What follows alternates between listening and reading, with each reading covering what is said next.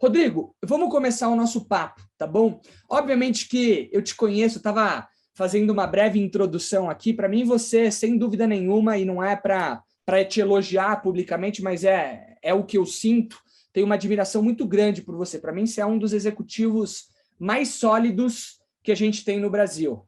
Quando a gente olha, né, para o seu background, tudo que você vem construindo. E acho que o mercado, como um geral, te conhece muito bem como um executivo muito robusto, um cara que tem muita visão, que executa muito bem, que tem uma pegada de cultura, pessoas e uma gestão muito forte. Então, é super legal ter você conosco. Mas tem aqueles que não te conhecem. Para aqueles que não te conhecem, quem que é o Rodrigo Abreu fora Oi? Né? Aquilo que não está no seu currículo. Se você quiser trazer um pouquinho do seu início de carreira, seria muito legal. Legal, bacana. Obrigado, Flávio. É óbvio que é sempre difícil se autodescrever, né? Mas, de maneira geral, se eu tivesse que falar qualquer tipo de descrição aqui, sem falar de Oi, sem falar do Rodrigo ligado às posições executivas, acho que eu começaria falando que ele é um engenheiro de formação, engenheiro elétrico de formação, mas que desde muito pequeno foi apaixonado por tecnologia, então sabia que ia gostar de trabalhar com alguma coisa ligada à tecnologia, ligada a como as coisas funcionam. A brincadeira é que tive computador desde jovem, assim, aquelas coisas de... Vocês não vão saber, não vão nem conhecer o que é isso, mas de TK-85, aqueles primeiros computadores pessoais, aí que depois entendeu que queria fazer algo que pudesse causar impacto e fazer diferença. E aí seguir um rumo na vida inteira ligado à tecnologia e outras coisas, principalmente depois a gestão, né?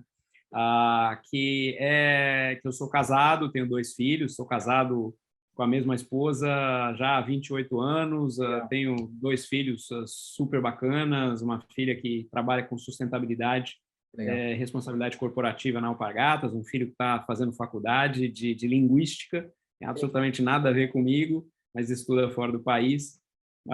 Sou casado, como eu falei, com uma médica, palmeirense, então, assim, há quem goste, há quem não goste. Estão na fase boa, então está na fase boa. Fase boa. E que quando não está trabalhando ou com a família, que obviamente é uma parte boa do tempo, sou um ciclista competitivo, apaixonado, que treina bastante, obviamente menos do que eu poderia, menos do que eu gostaria, mais do que eu poderia, provavelmente, mas que gosto de fazer competições, saio do país, já fiz inúmeras competições de todo tipo, tanto montanha quanto estrada. Que sou um músico, entre aspas, né? Eu tenho uma banda, sou vocalista de uma banda, então adoro música, a música faz parte da vida, não dá para viver sem música. Você perguntou da trilha de abertura, eu falei, essa está no meu set list aqui de favoritas. E que sou um apaixonado por leitura, então, assim, são as 3 coisas que, obviamente, fora a família, que essa é todo dia, mas que me fazem, eventualmente, ter aqui o relax, ou a capacidade de desestressar, ou a capacidade de abrir a cabeça, ou de pensar em outras coisas. E que gosta de viver intensamente. Minha esposa me descreve como uma pessoa intensa, que não gosta de monotonia, que sempre tem que estar fazendo alguma coisa, que sempre tem que ter um projeto, que sempre tem que ter alguma coisa para buscar, e que no final acabou virando, ao longo de toda a carreira, um fascinado, como você disse, por gestão de maneira geral, mas principalmente dentro da gestão por cultura e pessoas. Acho que tudo começa com as pessoas. Assim, você vai me escutar falar essa frase muitas vezes em todas as empresas pelas quais eu passei. Tudo começa com as pessoas. E a maneira de você, de fato, tocar as pessoas, principalmente quando a gente fala de empresas muito grandes, é a cultura. Você não vai ser capaz de ir lá e interagir 1 a 1 com 50 mil pessoas, mas você vai poder interagir com as 50 mil pessoas se você setar o tom correto, a cultura correta, os exemplos corretos. Então, essa descrição talvez seja a que eu fizesse de mim mesmo. E em relação ao começo de carreira, como eu comentei, eu já sabia que eu queria fazer engenharia. Uma curiosidade que na época eu fiz o primeiro vestibular onde a Unicamp se separou da FUVEST. Na época eram juntos os 2 ainda. Mas eu também tive não sei se é azar ou sorte, que foi o único ano em que os 2 vestibulares caíram no mesmo dia. Então eu tive que decidir se eu queria fazer Unicamp ou USP. E aí a engenharia da Unicamp naquela época estava super bem cotada e eu aproveitei que eu queria sair de casa e fui fazer Unicamp. Então fiz engenharia elétrica na Unicamp. Tive uma empresa de software no meu 2º ano, acabei me sustentando no meu 2º ano de faculdade. Eu deixei de depender dos meus pais Aí fiz lá 4, 5 estágios de iniciação científica, acabei montando uma empresa de software com alguns amigos. Também, hoje, certamente é pré-história de programação, mas quem gosta de história de programação, na época Fox, Clipper, programação de banco de dados, a gente acabava fazendo sistemas de banco de dados para a empresa. Uma curiosidade, esse meu amigo, depois a gente transformou a empresa, fez uma pivotada, como se diz, virou de software de gestão para software básico, trabalhando com BIOS, desenvolvendo software de BIOS, software básico, e ele manteve a empresa até hoje. Assim, eu saí, acabei virando engenheiro de sistemas de um grupo nacional, que na época era uma empresa chamada PHT, que era uma empresa que fabricava equipamentos de telecomunicações no Brasil, mas parte de um grupo maior, que era um grupo Promon, que foi onde eu fiz praticamente a minha carreira até me desenvolver como executivo e virar executivo, que é um grupo nacional, uma história super interessante, que é um grupo 100% detido pelos funcionários, que naquela época chegou a ser um grupo muito grande, de R$1 bilhão. E aí eu acabei desenvolvendo uma carreira grande dentro do grupo, foram 14 anos antes de sair para assumir posições de executivo número 1 em outras empresas, mas foi lá que eu acabei desenvolvendo um pouco do meu estilo, da capacidade de olhar para a cultura, de aprender o que era cultura, de aprender uma organização sofisticada e me desenvolver como profissional. E eu tive a sorte de começar como uma posição que, naturalmente, ela te faz olhar para várias coisas ao mesmo tempo, que era de engenheiro de sistemas, porque, apesar de ser engenharia, de ser um trabalho razoavelmente técnico, eu tinha que interagir com todo mundo, porque eu tinha que interagir com vendas, eu tinha que interagir com marketing, eu tinha que interagir com quem faz cotação, eu tinha que entender o objetivo de cliente, e aí eu acabei virando alguém que muito rapidamente entendeu que queria fazer mais do que só a parte técnica, né? E foi aquilo que me deu, talvez, o start para, de fato, pensar em gestão e não só pensar na parte de tecnologia, na parte técnica da engenharia. E aí, dali para frente, foi que eu acabei me desenvolvendo como carreira em gestão. Legal. Mas Não, para começar isso. Não, excelente, e obrigado por trazer esses pontos. Você trouxe várias coisas que são importantes que eu queria só destacar para o pessoal. Primeiro, você falou sobre a importância da família, né? E não tem certo e errado, né? Mas no final do dia, a gente está voltando para dentro de casa. Então, a gente tem que buscar ter um alicerce ou prover um alicerce bom para as pessoas, né? Então, você trouxe a importância da família, você trouxe a importância do esporte, né, em ser competitivo, naturalmente que você é uma pessoa competitiva que busca isso, e acho que o mercado está cada vez mais competitivo, então a gente precisa ter um mindset de entender que sim, a gente precisa colaborar, mas a gente tem que entender que sim, tem competição, está competitivo cada vez mais, e a gente precisa se preparar para isso e ter essa intenção de ganhar sempre, né? Claro que a gente vai perder, mas definir o mindset de eu vou para ganhar. Mesmo que eu perca, eu tenho definido aqui dentro que eu vou para sair vitorioso. Você falou da banda, né, que traz uma visão de lifestyle, de balanceamento e encontrar outras atividades que te façam felizes feliz. E você trouxe um ponto sobre cultura, né? Me corrija se eu estiver errado, mas a Oi deve ter em média de 50 mil colaboradores. Me corrija se eu estiver errado. É muito difícil. Boa. Você comentou que é difícil, talvez, né, falar com todo mundo, mas a cultura é vivida no dia a dia. Quando a gente vive aquilo que a gente prega, naturalmente isso vai sendo replicado para as outras pessoas, né? Então, é importante destacar esse ponto também. No seu início, Rodrigo, como é que foi? Você tinha essa ambição de ser presidente? Você imaginava se tornar presidente? Como é que foi ali e de onde surgiu essa visão de, puxa, eu quero ser realmente um protagonista da minha história, eu quero liderar, eu quero, enfim, e não só liderar pessoas, processos ou operações, mas liderar a sua vida, porque antes de ser o CEO da Oi, um executivo número 1 em várias empresas, você é um cara que construiu a sua história, não aconteceu do nada ou de repente. Como é que você enxerga esse ponto? Você lembra de alguma história que você falou assim, aqui foi game changer para mim? Assim, sem dúvida. Eu acho que uma das coisas que logo depois, eu mencionei que logo depois que eu comecei a trabalhar, eu entendi que era absolutamente impossível você atingir um objetivo se você não contasse com a participação de várias pessoas, de várias áreas, de vários grupos. E naquele momento eu falei, pô, mas então para que eu possa desempenhar bem a minha função, o meu papel, eu preciso entender o que está acontecendo com o outro. Legal. E para entender o que está acontecendo com o outro, eu preciso entender o que está acontecendo com o sistema. Então, como eu comentei, eu sabia que eu queria trabalhar com gestão. E aí, principalmente com general management, com gestão geral. Não necessariamente sendo um executivo financeiro ou um executivo de marketing, um executivo de vendas, mas alguém que tivesse a capacidade de juntar o todo.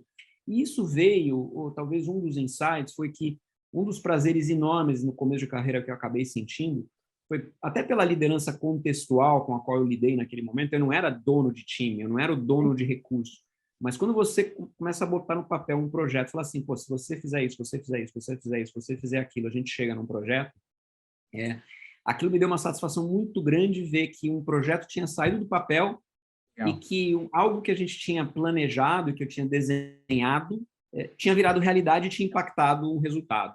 E falei, pô, essa fascinação por desenhar um plano, convencer as pessoas, comunicar, ver acontecer e chegar no resultado, não tem preço. Você olha para trás e sente um nível de satisfação muito pessoal muito alto e, obviamente, satisfação de time.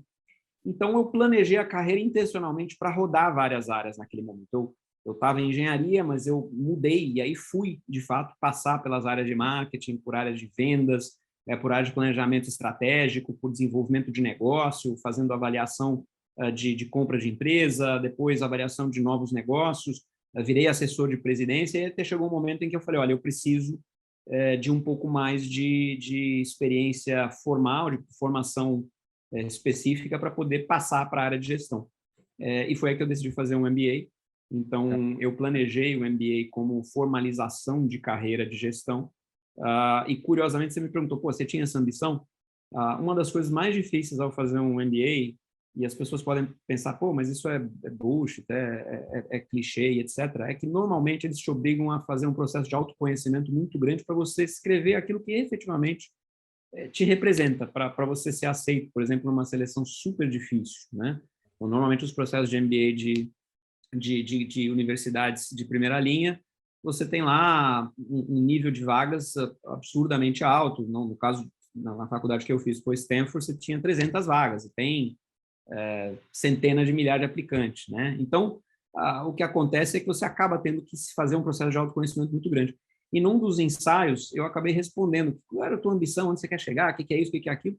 E, olha, eu me vejo como líder de uma empresa de tecnologia e liderando projetos grandes, com equipes grandes, que possam ajudar a fazer a diferença em relação ao resultado entregue, seja para a empresa, seja para a sociedade, seja para um grupo. Então, eu tinha essa ambição. Era uma ambição, não foi algo que, pô, quem sabe, talvez. Não, eu queria fazer isso. Eu queria, de fato, acreditar naquele potencial. E aí fui atrás. Legal. Não, e acho que um ponto importante é que a gente tem que ter muito bem definido quais são as nossas metas e objetivos, e falar, externalizar, e muitas vezes, por que não assumir compromissos públicos, para que isso, enfim, a gente tenha um compromisso maior. Então é legal, porque tem muita gente que depois de dar certo fala, não, mais ou menos, não, eu quero ser o melhor, eu quero isso, eu quero aquilo, e buscar fazer isso. Um ponto que você trouxe, que eu acho super legal e eu queria destacar para os jovens que estão aqui conosco, a gente já tem mais de 1.600 pessoas conectadas, essa visão holística, né? Você teve, não sei se foi a sorte, a oportunidade, mas você pôde, como contribuidor individual, ou seja, uma pessoa que não tinha times, flutuar em diferentes áreas, trazendo uma visão holística, obviamente que com muita competência, e depois foi fazer um movimento para ser o country manager, me corrija se eu estiver errado, aos 31 anos. O ponto aqui, pessoal, que eu quero destacar para vocês, dessa fala e dessa experiência do Rodrigo, é que independente de atuar em marketing, vendas, operações, finanças ou qualquer coisa do tipo, você precisa entender não só o papel daquilo que você faz para a companhia, mas as outras esteiras. Quais são as outras atividades que se conectam com aquilo que você faz? E à medida que você não só entende aquilo que você faz, mas as outras áreas, você começa a desenvolver um pouco mais de maturidade, experiência, musculatura, para flutuar entre áreas. Tem um estudo, Rodrigo, trazendo até para ti, querendo ouvir um pouquinho da sua opinião, da Faculdade de Singapura, tá bom? A University de Singapura, a Faculdade de Singapura. Eles fizeram um estudo que diz que os jovens egressos, ou seja, aqueles que estão saindo da faculdade, ao longo da sua vida, vão ter 6 carreiras, né? Então, dado ao avanço tecnológico que a gente vive e a ciência, a gente tem mais expectativa de vida. Então, essa visão que você trouxe de ter uma capacidade holística vai permitir que esses jovens flutuem. Então, às vezes é ter uma visão generalista e aprofundando, como você falou, gestão, né? Ou vendas, né? E ter essa experiência de ganhar um pouco mais de musculatura à medida que você atua. Faz sentido? Você concorda com isso? Como é que você enxerga esse tema? Não, faz sentido, Flávio. E aqui, na verdade, depende muito também do tipo de carreira que você quer desenvolver, porque não existe uma carreira certa ou uma carreira errada, existe a sua carreira. Boa. Então, obviamente, no meu caso, eu tinha uma visão muito clara de para onde eu queria ir, e acho que a principal questão para todo jovem que está em início de carreira é começar a formar a sua visão, principalmente a partir do seu autoconhecimento, de o que você quer fazer e quais são as suas competências e qual é o que te anima, te motiva, o que você sabe que talvez você tenha mais prazer ou menos prazer, o que você sabe que você tenha mais facilidade ou mais dificuldade, para traçar uma carreira que você consiga, de fato, perseguir. Até, primeiro, para não se frustrar, segundo, para, de fato, ter felicidade, ter realização, né? Então, essa visão de mudanças de carreira várias, ela certamente deve ser perseguida, e aí eu sempre trabalhei comigo para o meu desenvolvimento, com alguns frameworks em relação a esse desenvolvimento, principalmente em relação a timing e a estágio de carreira. Tá? Em relação a timing, eu sempre tentei planejar ciclos de entre 2 a 3 anos, porque é um ciclo mínimo onde você consegue entrar num desafio, entender, começar a deixar a sua marca, começar a reconhecer algum tipo de resultado e entender qual é o next step. É óbvio que, na prática, esses 2 a 3 anos podem virar 4, podem virar 5, podem ser mais rápidos, mas ele é bom para te dar um pouco de framework, de começar a pensar como se planejar. E aí, a outra questão é que esses focos, esses ciclos, eles podem acontecer de diversas maneiras. Eles podem acontecer todos na mesma empresa, mas olhando para várias áreas. Eles podem acontecer em empresas completamente diferentes. Eles podem acontecer todos em um determinado tipo de carreira e de vertical. Eles podem pular de área para área. Eles podem acontecer sempre subindo, mas aqui acho que vale a pena também mencionar que eles devem e muitas vezes necessitam que você faça movimentos que aparentemente são até de andar para o lado, andar para trás. Pô, deixa eu recuar um pouquinho para poder mudar de direção e fazer aquilo que eu realmente gosto. E como você comentou, não só o estudo de Singapura, mas quando a gente começa a falar de profissões do futuro, existem vários estudos que dizem que certamente daqui a 10 anos a grande maioria das profissões ainda não existe. As profissões dos próximos 10 anos ainda não existem, né? Então, aquela história do, eu estava conversando outro dia com alguém, ou é médico ou é engenheiro, ou é advogado, aquela história bem antiga. Na prática, se a gente for olhar hoje para os processos de formação, de fato, a amplitude de possibilidade, ela se expandiu de uma maneira inacreditável, né? Então, é possível, e aí eu vou dar um exemplo do meu filho, é possível você olhar para, eu gosto de linguística, é possível você olhar e olhar, onde é que entra a linguística? Entra na inteligência artificial, entra em pesquisar como é que você vai olhar para os assistants do futuro, como é que você vai olhar para gêmeos digitais, como é que você vai olhar para a interpretação de texto que faz com que você ajude a tomada de decisão de maneira automatizada, como é que você vai impactar a cultura, como é que você vai fazer pontes de equipes de estilos diferentes. Então, assim, o nível de amplitude de pensamento que a gente ganhou ao longo dos últimos 20 anos, 30 anos, é gigante. Então, de fato, faz sentido, sim. Não, e um ponto que você colocou, acho que independente da formação, apesar de ser um tema importante, principalmente para aqueles que estão estudando, é muito a capacidade de executar, né? A capacidade de gerar valor para criar soluções, né? Então, os pontos eles vão se conectar cada vez mais. Você comentou de framework, né? De fluxo ou tomada de decisão, como você estrutura a sua cabeça. Tenho duas perguntas, tá? Como é que você define quando é um momento certo de fazer um movimento? E aí, pegando a sua história lá atrás, né, de contribuidor individual, passando por áreas específicas, ou até mesmo como executivo. Tem algum critério, tem algum mínimo atingível, tanto de resultado, de conhecimento, de performance, que você fala assim, ou outros temas que você fala assim, puxa, aqui deu, vou fazer um movimento. O que você leva em consideração? Olha, eu costumo falar de dois tripés de equilíbrio que também acabaram me norteando e acho que, assim, de uma contribuição, de uma maneira relativamente simples, é uma contribuição que pode ser muito bacana para dar um pouco de estrutura de pensamento, de decisão sobre algumas coisas. Um deles é em relação e você já falou, ao teu equilíbrio pessoal, profissional e família, e aí eu separo o que é o pessoal da família, porque é muito diferente. Às vezes as pessoas falam, é o equilíbrio profissional e pessoal, equilíbrio profissional e pessoal. E principalmente, à medida em que você vai tendo família, seja ela um companheiro ou companheira, ou uma família mesmo, com filhos, esse espaço do desenvolvimento pessoal e do desenvolvimento familiar é diferente. Então, você não pode se negligenciar. Então, mas qual é a diferença? Não tem muita diferença. Então, esse tripé profissional, pessoal e família, ele precisa sempre estar no teu radar. E é óbvio que ele nunca vai ser 100% equilibrado, a menos de você estar com a sua vida completamente já resolvida, estabilizada, e que normalmente acontece numa fase bem mais tardia de carreira. No começo, é natural que você acabe botando uma carga muito grande no profissional e deixe de lado um pouquinho a tua família, o teu pessoal, e isso vai se compensando ao longo do tempo, mas é importante que pelo menos você não perca de vista os três. Agora, do ponto de vista de carreira, de movimentação, tem um tripé que eu acredito que é muito simples, mas que é muito poderoso na tomada de decisão, que é o seguinte: você tem três aspectos para considerar sempre que está em uma posição, e principalmente para quem trabalha em empresa, e obviamente eu não vou nem falar do empreendedorismo aqui, e que empreender é uma rota mais do que legítima, hoje até talvez maior do que do cada de profissões e carreiras em empresas, mas você tem que, por um lado, estar em um lugar onde você esteja aprendendo e se desenvolvendo. Esse é o primeiro ponto do tripé. Tá? Então, aprender e se desenvolver é um dos pontos do tripé. E aí isso significa, eu estou progredindo, eu estou aprendendo coisas novas, eu estou assumindo responsabilidades novas, eu estou descobrindo coisas que eu não conhecia, eu estou vislumbrando a possibilidade de mudar para fazer coisas mais interessantes. Então, esse é o primeiro ponto. O segundo é se divertir, ter prazer e gostar do que faz, tá?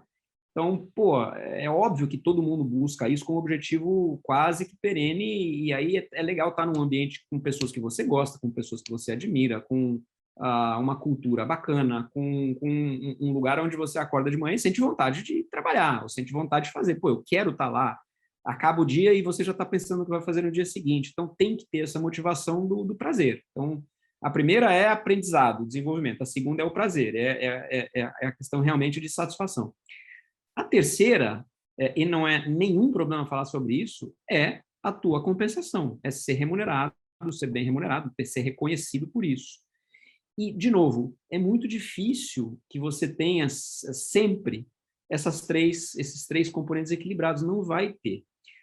E é natural que até você, em várias fases, você tenha um deles desequilibrado, né? Então, é natural, por exemplo, que você, eu estou aprendendo pra caramba, estou me desenvolvendo, eu estou crescendo, eu estou progredindo, eu estou vendo isso claramente, e eu estou num lugar que eu adoro, que eu gosto, eu trabalho com pessoas, minha remuneração ainda não é aquilo que eu gostaria de ganhar um pouco mais, eu gostaria de ter um pouco mais de reconhecimento.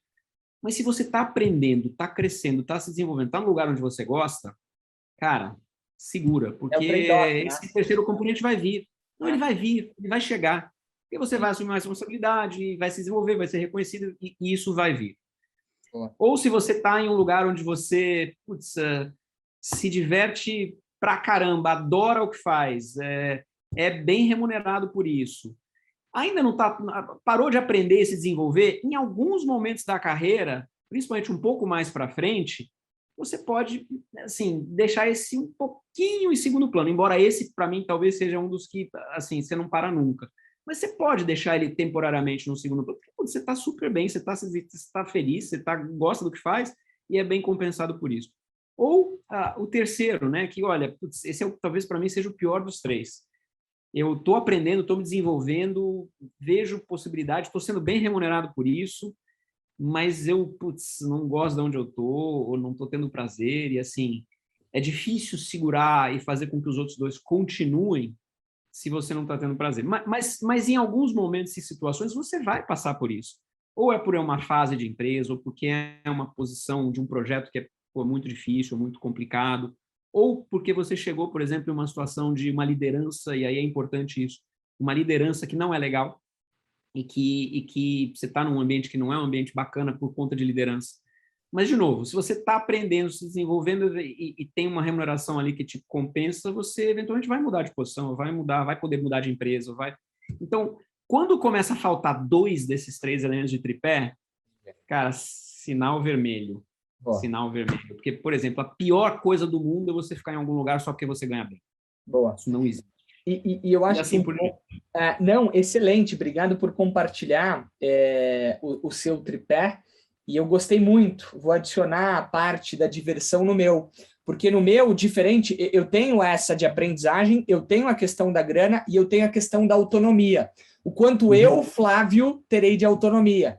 E para mim a diversão estava meio que ali intrínseca, mas nunca foi um negócio assim, porque às vezes a gente está infeliz e a gente tem que ter a capacidade de analisar. E eu acho que independente, né, da soma, né, ou da equação, a gente tem que ter visão de longo prazo, porque como você colocou, às vezes você vai estar ganhando um pouquinho mais, talvez não vai estar aprendendo tanto, mas está feliz.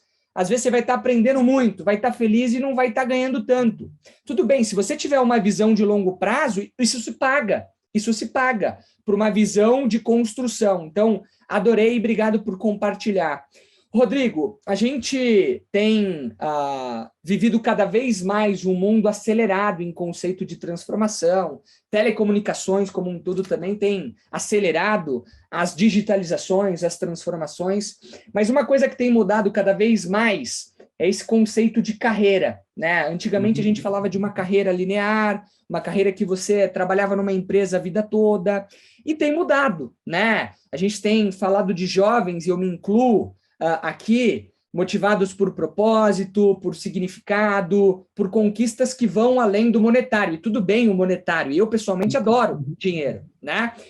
Mas a gente tem motivações diferentes. Como é que você tem enxergado esse conceito de carreira, né? Esse conceito dessa nova geração que está entrando no mercado de trabalho? Como é que você define o conceito que tem sido transformado, que é carreira como um todo? Eu acho que a gente até começou a conversar sobre isso, Flávio, e o primeiro conceito é que não existe a carreira perfeita, existe a sua carreira. E aí talvez o primeiro ponto que acho que vale destacar aqui é que o responsável pela sua carreira é só você e mais ninguém. Não é o plano de desenvolvimento do RH da empresa, não é o mentor que você pode ter, não é o processo que você viu em algum lugar, não, é você com você. Então, você é o responsável pela sua carreira e você é o responsável por buscar o que você quer ou não quer, acredita ou não acredita. E aí, obviamente, que propósito, para mim, faz parte disso, porque sem propósito, na prática, você acaba perdendo um pouco o norte, o rumo, a âncora, aí, eventualmente, qualquer coisa serve. E você tem que entender, em primeiro lugar, no que você acredita e para onde você quer ir. Eu vou dar um exemplo interessante, assim, eu fiz uma reunião com um colega de faculdade depois de muito tempo. A gente sempre se manteve conectado, mas era uma daquelas reuniões onde vai todo mundo presencial, porque eu estou com saudade disso. E aí, assim, eu tinha um colega que eu já tinha sido executivo de 3 grandes empresas, naquela época eu estava como presidente da CISO, e aí um amigo meu que virou professor universitário. Pô, e super feliz, super bem sucedido, satisfeito, trabalhando com os alunos e tal, e ele virou para mim e falou assim, putz, eu jamais imaginaria estar na tua posição, porque eu acho que é muita pressão e não me vejo fazendo isso, tal. Mas ele era um cara hiper satisfeito, hiper feliz, hiper realizado, que conquistou aquilo que ele queria. A carreira para ele era trabalhar com pessoas, fazer pesquisa. Então, assim, não existe carreira certa. É para onde você quer ir, né? O que você acredita? Você gosta de um ambiente de estresse, de pressão, etc? Ah, não gosto. Cara, esquece, você não vai ser líder de empresa. Porque se você não tiver resiliência, tolerância a esse tipo de ambiente, não adianta querer achar, não, peraí, eu vou lá, mas eu me adapto e não sei o quê. A menos que você tenha, de fato, ainda algumas dúvidas de, pô, será que eu vou conseguir me desenvolver? Mas se não é o que você gosta, não vai te deixar feliz, não adianta você desenvolver uma carreira e planejar uma carreira que não vai se adaptar àquilo que você é. Então, a outra coisa aqui, como eu falei, é conduzir ao invés de ser conduzido e não se deixar levar pelas tentações do momento, né? Eventualmente você vai passar por muitos pontos na sua carreira onde você vai ter que aprender a dizer não. Eu não quero fazer isso, eu não quero sair daqui, eu não quero mudar, eu não quero fazer aquilo. porque senão quem conduz a sua carreira não é você, é o headhunter que te vem com uma proposta irrecusável porque você vai ganhar mais, ou é o chefe que te pediu para fazer uma coisa que você não quer fazer e acha que não tem nada a ver com o teu desenvolvimento profissional, ou é uma mudança pessoal só por um outro fator que você não controla. Então, assim, você tem que ter, de fato, essa visão da carreira. E principalmente em relação àquilo que te vai dar satisfação. Então, mirar nos objetivos, seus objetivos, não nos objetivos dos outros, e nem se comparar com os outros. Tem um livro que eu gosto bastante, que acaba tocando um pouco nesse ponto, porque ele vincula isso também àquela questão monetária, como você mencionou, chamada The Psychology of Money, do Morgan Housel. E ele conta um pouco como é que é a relação das... Aparentemente não é um livro sobre finanças, tá? É um livro muito mais sobre motivação, psicologia e autoconhecimento do que sobre finanças. Mas ele menciona, o que a gente deveria ter como norte é o nosso norte, não é o norte dos outros, porque muitas vezes a gente toma decisões absolutamente equivocadas ao se guiar pelo norte dos outros. Então, é óbvio que em relação à carreira, isso também deveria se aplicar. E como a gente estava comentando, as carreiras podem ser muito diversas, elas podem ter vários shapes, várias formas, e tem que entender que andar para trás, às vezes, não é um problema, é um passo planejado. Então, acho que é um pouco por aí. Não, excelente, obrigado por sua visão. Você comentou um pouquinho de características, e eu queria, na verdade, fazer esse link com uma visão de competências ou habilidades que você entende serem importantes para esses jovens que estão ingressando no mercado de trabalho. Acho que o mercado como um todo, o conceito de carreiras tem mudado como um todo, e o mesmo se dá para as exigências, né, daquilo que o mundo, não vou nem falar das empresas, o mundo tem pedido, né, como competências. Você consegue pensar no profissional do futuro e olhar para algumas competências e para algumas habilidades específicas? E se sim, o que você destaca? Quais são? Olha, quando a gente fala de lista de competências, é sempre aquela história. Talvez a gente tenha um grupo de competências para um grupo de posições e de nortes e de tipos de atuação. Mas, de maneira geral, tem algumas que acho que vale a pena destacar, principalmente pensando na mudança acelerada de necessidade em relação ao que a gente espera de um mundo que muda muito rápido. E talvez a principal delas seja, de fato, aprendizado. É a capacidade de você nunca deixar de aprender, nunca deixar de entender que aquilo que você aprendeu ontem, eventualmente, daqui a algum tempo, talvez não seja o suficiente ou necessário para você fazer o que você faz. Então, aprender sempre, estar disposto a se preparar sempre, estar disposto a entender que você está longe de saber tudo sempre, seja a principal característica. Então, senão você para de evoluir. Uma segunda, eu acho que flexibilidade, tolerância e ambiguidade, porque cada vez mais a gente vai ter um ambiente onde o que funciona hoje não funciona amanhã, onde o que é certo hoje, amanhã já mudou, onde aquilo que você fazia eventualmente foi, eu não gosto dessa palavra, mas foi rompido, não disruptado, que muita gente fala, mas por algo que acabou mudando completamente a dinâmica da tua área de atuação. Então, essa tolerância à ambiguidade, essa capacidade de flexibilidade, de se adaptar. Eu diria que colaboração e autonomia, você mencionou muito autonomia, Flávio, mas eu acho que aqui existe uma segunda característica a enfatizar, que é a capacidade de colaboração, que é muito difícil, para não dizer impossível, você ser bem-sucedido na maioria das atividades e das carreiras sozinho. Você depende dos outros, por definição. E aí, seja depender dos outros na sua capacidade de complementar o que você faz, ou entender qual é o impacto daquilo que você vai fazer causa em todas as outras pessoas, ou áreas, ou grupos, ou projetos que são tocados pela tua atuação. Então, essa capacidade de entender a floresta e a árvore é bastante importante. E a capacidade de você ter muito mais também a capacidade de liderança contextual. Você tem que entender que não necessariamente quem direciona os caminhos é uma posição, e sim um contexto, um momento no tempo. Eu gosto de duas outras que, para mim, também nunca saem de moda, que são disciplina e resiliência. E aí você falou um pouco daquela questão do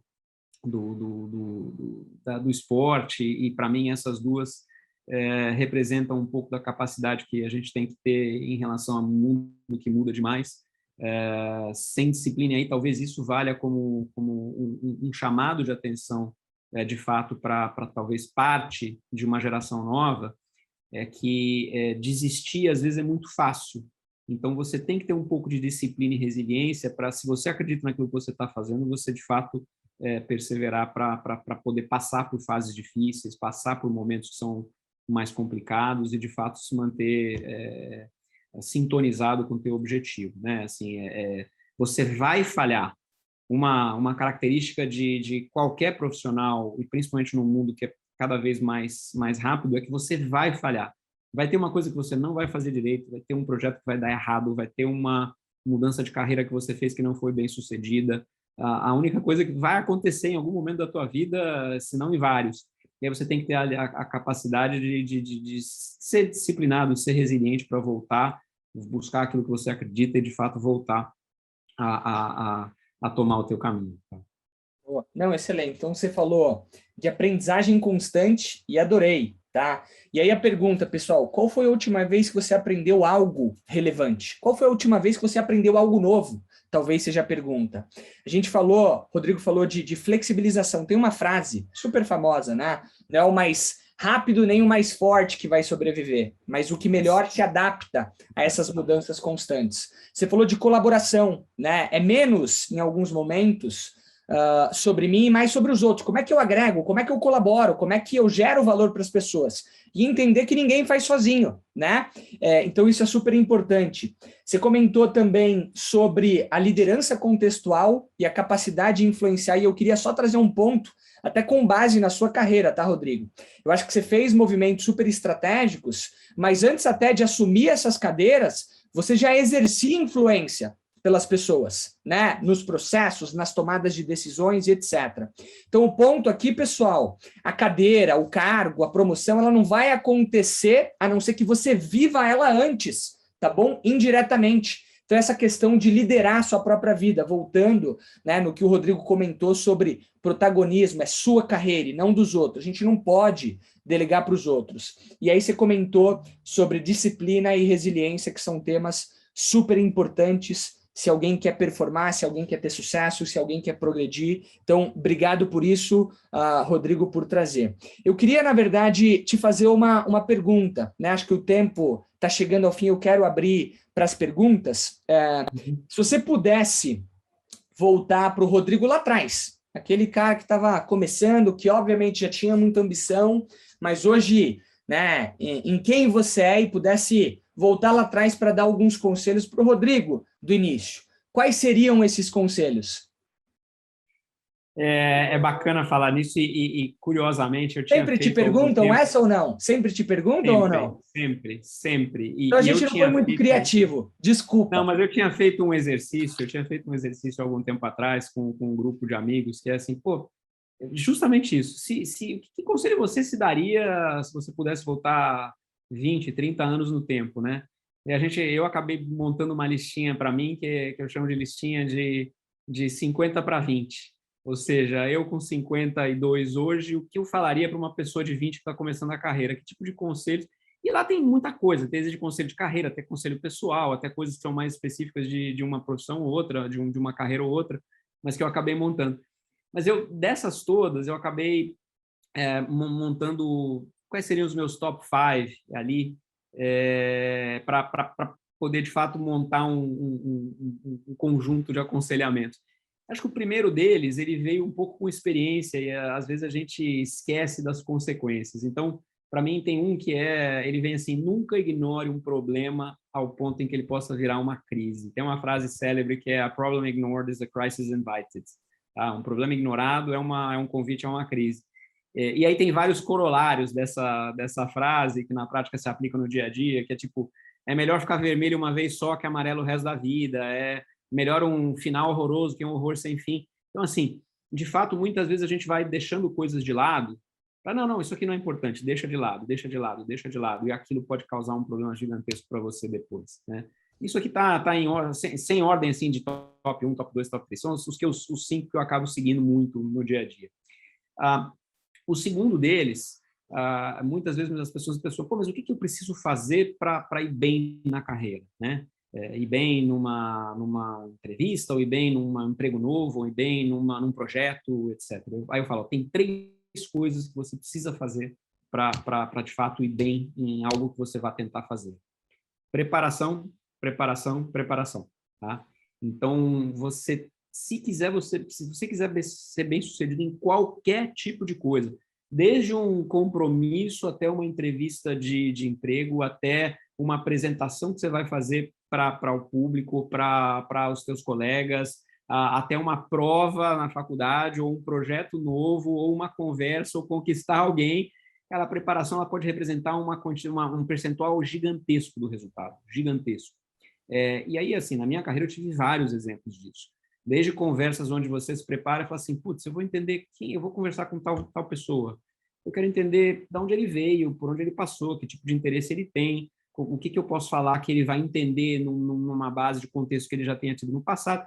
E aí a conversa flui melhor, a pessoa se engaja mais e assim por diante. Ou você vai fazer uma apresentação e você entende, passa aquilo, pensa no teu público, pensa em como eles vão ouvir, pensa se a linguagem que você está usando é adequada, pensa se o tempo vai ser suficiente, pensa se o ponto está claro, se você não falou demais. E assim vai, isso vale para tudo, tá? Então esse é o segundo ponto, para mim, tem sido extremamente útil. Um terceiro, e esse para mim, olhando para dentro de empresas, ele acabou norteando tudo que eu fiz e o porquê me apaixona tanto a questão de cultura, que é pessoas acima de tudo, tá? Trate bem aos outros, em particular, independentemente da situação na qual você se encontra. Você pode ser o presidente da empresa, você pode ser o estagiário, mas o teu cuidado com as pessoas tem que ser o mesmo.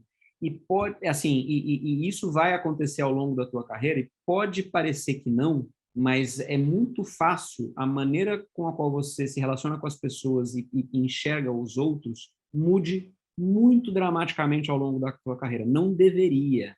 Então, muitas vezes, assim, as pessoas acham que, putz, não, isso aqui não é importante. Não, isso aqui, você chega numa posição de liderança e aí você se esquece, às vezes, de coisas que você admirava e se importava e que eram importantes para você quando você era estagiário, não são mais, mas se você se esquece que elas continuam sendo importantes para o estagiário.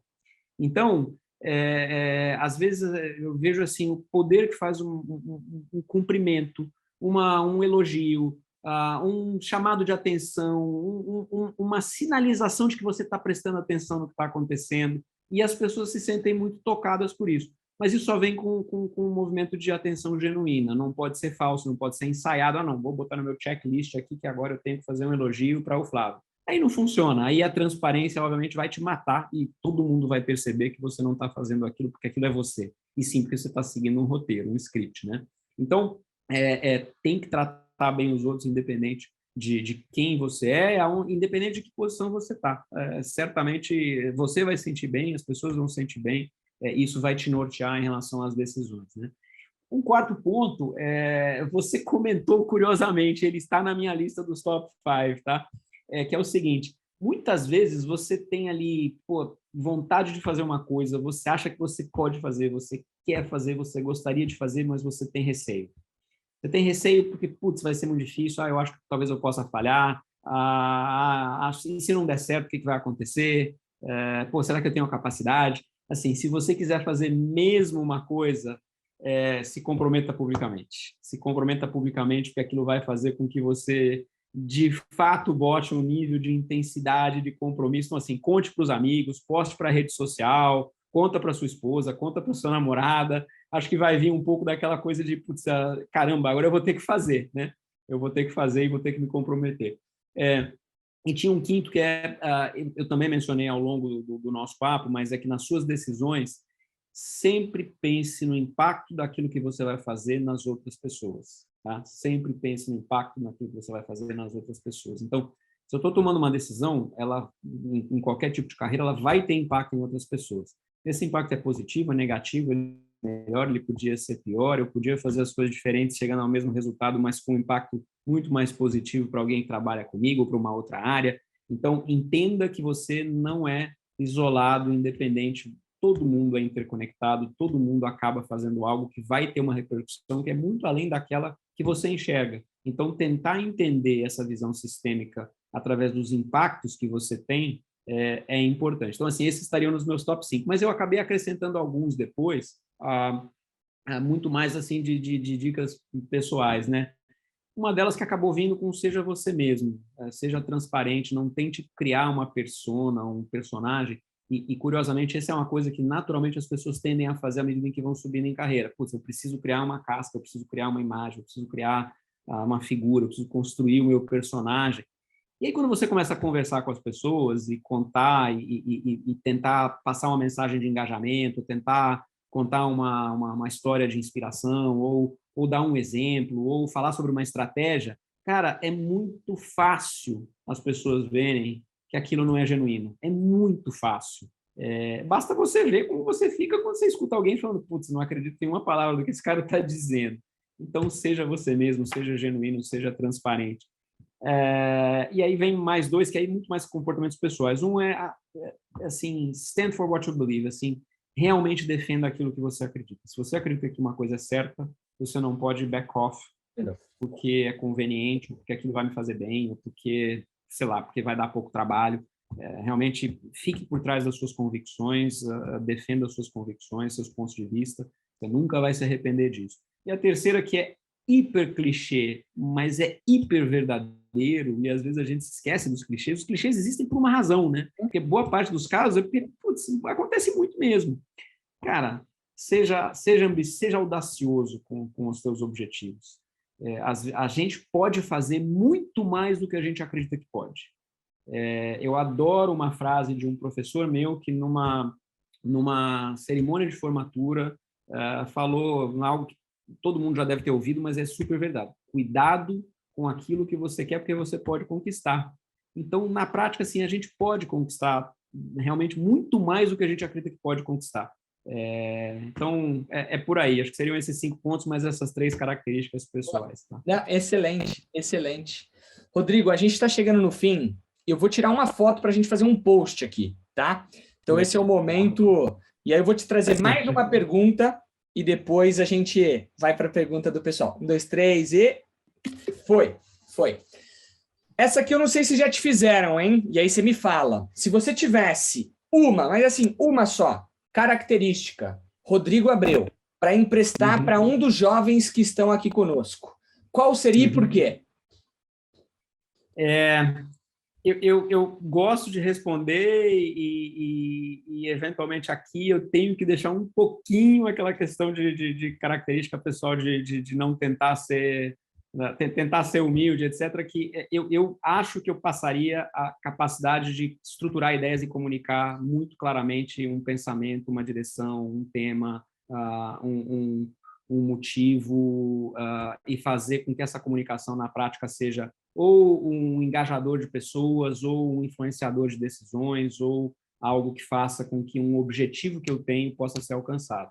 Então, essa capacidade de comunicação, eu acho que ela é crítica. Eu acabei não falando dela muito mais, porque eu acho que vai depender muito da posição na qual você está, mas independente dessa posição, da posição, a comunicação clara, a comunicação que você consegue transmitir as ideias de maneira com que elas sejam compreendidas, entendidas, engajadas, acaba sendo bastante crítica e eu gosto de me comunicar.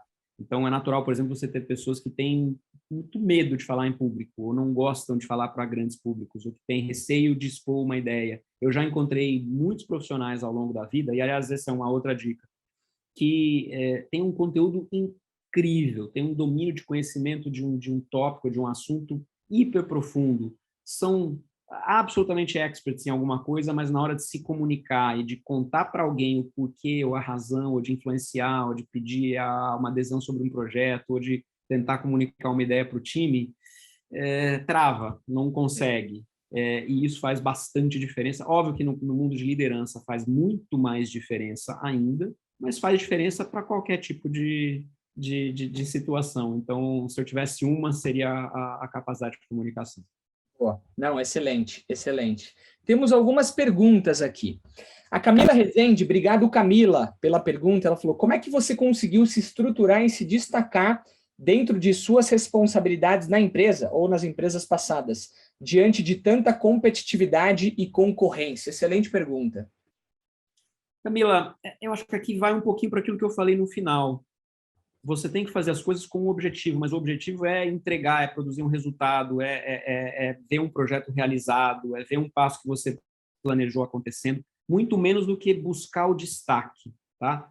Então, a gente também escuta muitas vezes essa orientação do tipo, poxa, você tem que ter visibilidade, você tem que se propagandear, você tem que se comunicar no sentido de se marketear, de fazer com que os outros vejam o que você está fazendo, porque assim você vai se destacar.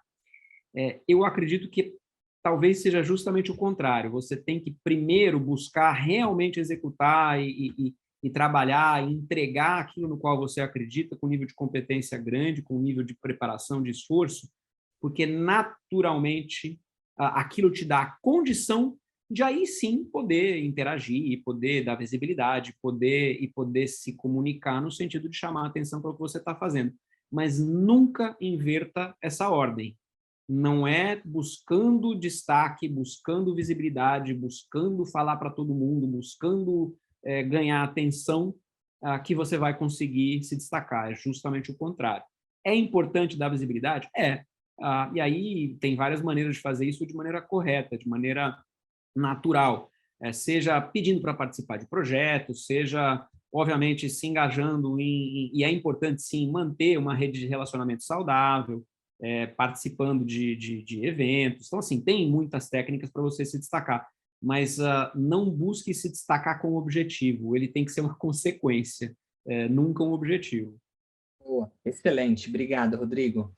A Berenice Oliveira disse o seguinte: existe a possibilidade de não querer seguir uma carreira e até mesmo gostar, porém não ter um dom ou habilidade para aquela área. Como reconhecer isso? Acho que a pergunta aqui é, talvez a gente não goste de uma carreira ou entenda que não tem o dom ou habilidade para aquela área. Como é que a gente reconhece o momento que a gente tem que sair? Fala assim, puxa vida, isso aqui não é para mim. Você consegue pensar de forma estruturada nisso ou não? Vai, busca, ou é importante falar, cara, não é para mim? Vamos lá, tem duas partes dessa resposta. A primeira, eu acho que aí ela é muito mais analítica em relação a você, de fato, entender, quase que fazer um inventário mesmo daquilo que você gosta e acha que sabe e que tem potencial e daquilo que é necessário para a carreira, ou para o projeto, para a posição que você está buscando e minimamente entender onde é que estão os teus pontos fortes, os teus pontos fracos, aquela coisa, de novo, mais clichê do mundo. Quais são os seus pontos fortes, quais são os seus pontos fracos? Mas, na prática, isso requer autoconhecimento, e autoconhecimento talvez seja o ponto mais importante dessa pergunta. Tem que existir autoconhecimento. E autoconhecimento envolve, muitas vezes, algo que é muito difícil, que é a autocrítica, né? Então, é necessário, em certos pontos da carreira, você, poxa, eu não estou fazendo isso bem, ou eu não faço isso bem. Ou eu posso dar atenção e desenvolver, ou eu tenho que reconhecer que, eventualmente, tenho que buscar outros pontos. Eu nunca me esqueço de uma conversa que eu tive, foi uma conversa super transparente com um profissional do meu time em uma das empresas nas quais eu passei, não vou mencionar nome, mas que tinha assim uma aspiração gigante de ser diretor de unidade, tá?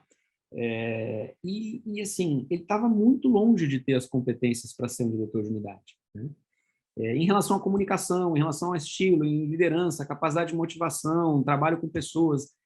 E a gente teve uma conversa e ele contou, eu falei, você acha que eu tenho chance? Eu falei, eu queria que você fizesse um exercício, se coloca nessa cadeira por um dia e pense no que você faria e como as pessoas te enxergariam. Ele voltou para mim no dia seguinte e falou, eu já entendi.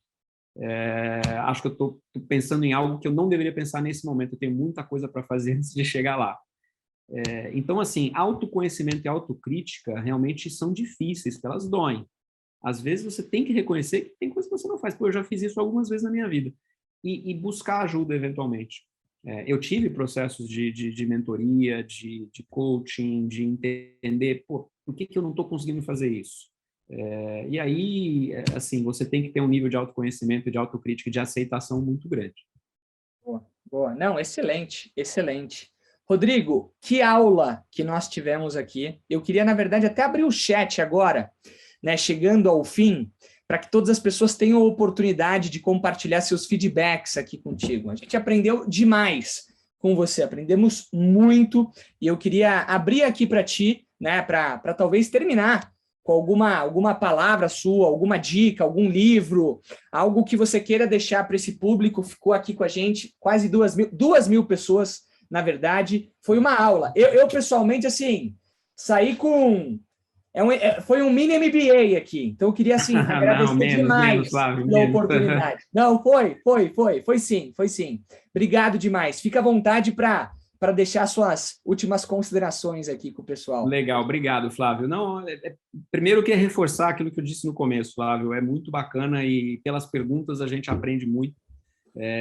Dediquem tempo ao longo da carreira de vocês para entender que vocês já tiveram em um lugar em que as outras pessoas vão estar na sua carreira, ao longo da sua carreira, então reconheçam isso, deem essa atenção genuína às pessoas, e aqui a questão de ser genuíno e ser transparente, para mim, é muito, muito crítica. Ela tem muito mais pontos positivos do que negativos, embora muita gente fale, pô, mas você ser super transparente acaba prejudicando algumas coisas, etc. Mas eu acho que faz muito sentido. Então, contribuir com uma iniciativa como essa, onde você se abre, se coloca à disposição, para mim é absolutamente recompensador. Eu acho que faz muito bem para a alma. Então é um prazer estar com vocês. E aí a gente pode até, ao longo do tempo, conversar, porque assim, é um papo que poderia se estender bastante aqui. Eu acho que quando a gente fala de dicas, tem muita coisa legal para dar que a gente acabou não tocando. Mas muitas vezes me perguntam, pô, mas que tipo de livro você lê? Como é que você está lendo? Porque eu leio muito, eu gosto de ler 3, 4 livros ao mesmo tempo. Quais são os livros que mais te marcaram? Curiosamente, são alguns que não são bastante específicos. Um deles, que eu dou uma recomendação para sempre que alguém me pergunta, pô, que livro mais te influenciou em relação a comportamentos e aprendizados? Tem um livro de um professor de psicologia social, se chama Robert Cialdini, e ele escreveu um livro que chama Influence, the Power of Persuasion. E aí ele, assim, de uma maneira super leve, super divertida, apesar de ser um tópico de ciências sociais, né, social sciences, ele dá exemplos assim de coisas que a gente vive no dia a dia e que fazem com que muitas vezes você consiga chegar a um objetivo trabalhando com as pessoas, uma maneira de colocar um ponto, de apresentar uma ideia ou de convencer alguém. E ele começa pelo lado completamente errado do uso. Ele fala sobre técnicas de marketing e de como é que as pessoas às vezes fazem coisas que não querem, mas ao mesmo tempo ele é importante para te dar uma noção de como se comportar, como ajudar os outros, como influenciar os outros, mas ao mesmo tempo para se defender de muitas vezes influências que são influências que na verdade têm um objetivo ruim, né? Então esse livro para mim é um livro de base de carreira, é um livro que me acompanha há muito tempo e eu sempre recomendo para todo mundo. E um outro muito bacana que talvez esteja ficando velho, mas as lições desse livro para mim fazem muito sentido, até em relação a nível de desafio e pensar nas pessoas, entender o tamanho. Who Said Elephants Can Dance, que é um livro do Lou Gerstner, que fez a maior transformação corporativa da história da IBM, e ele conta, assim, na perspectiva de um executivo em primeira pessoa, de uma grande empresa, na verdade, uma das maiores empresas do mundo, o nível de coisa, de pontos de atenção que você tem que ter ao longo de tocar uma operação grande, me fizeram repensar muitas coisas, me influenciaram em relação a como buscar processo. Então, assim, duas dicas aí que eu deixo para vocês, são 2 livros bem antigos, não são 2 livros novos, até porque acho que o que vem acontecendo ao longo do tempo em relação a ideias de comportamento gerencial é muito mais reformular e dar roupagens novas, mas os conceitos em si, eles vêm de bastante tempo, né? Anotamos todos, o time vai compartilhar no nosso Instagram. Rodrigo, legal. Queria te agradecer demais. Que aula, de verdade, obrigado. Acho que mais importante do que trazer o presidente da Oi, né? Trazer um executivo que foi presidente de várias operações, trazer o Rodrigo, né? O pai, o filho, o marido, o executivo, sim, que mais do que executivo tem um mindset por trás vitorioso, que quer construir, que quer deixar um legado e, mais importante, está aqui com a gente fazendo o seu give back, a sua retribuição, né? A sua devolução para a sociedade. É claro que você tem várias outras formas de devolver, tem várias outras possibilidades, mas eu queria, em nome do Vamos Subir e em nome dos mais de 2.000 participantes que estão conectados com a gente, obrigado pela oportunidade de estar aqui contigo nesse momento, aprendendo, evoluindo, sem dúvida nenhuma. A gente sai melhor do que a gente entrou, só que tem mais, né? Esse mês tem mais, se não me engano, dia 27/10, é isso aí, nós estaremos juntos com o Fed Grosso, que é o presidente da Adobe, Então, eu queria agradecer muito pelo seu tempo. Eu vou continuar com a turma aqui para falar de certificado, para falar de algumas coisas, e você fica à vontade, então, para sair, mas eu queria, novamente, te agradecer muito, agradece a família, agradece o time da Oi também, que nos ajudou a fazer esse bate-papo. Então, muito obrigado pelo seu tempo, pelos seus ensinamentos, Rodrigo. Obrigado, Flávio. Um grande abraço para todos e um prazer estar sempre com você, sempre que possível.